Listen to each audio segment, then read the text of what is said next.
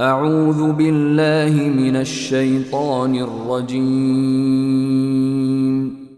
بسم الله الرحمن الرحيم. لم يكن الذين كفروا من أهل الكتاب والمشركين منفكين حتى تأتيهم البينة. رسول من الله يتلو صحفا مطهرة فيها كتب قيمة وما تفرق الذين أوتوا الكتاب إلا من بعد ما جاءتهم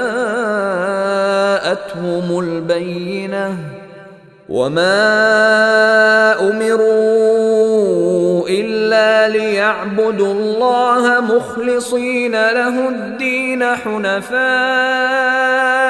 ويقيموا الصلاة ويؤتوا الزكاة وذلك دين القيمة. إن الذين كفروا من أهل الكتاب والمشركين في نار جهنم خالدين فيها أولئك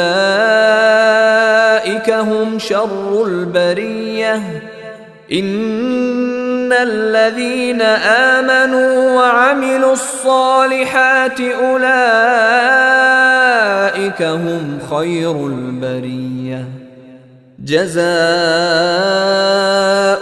عند ربهم جنات عدن تجري من تحتها الأنهار خالدين فيها أبدا رضي الله عنهم ورضوا عنه ذلك لمن خشي ربه.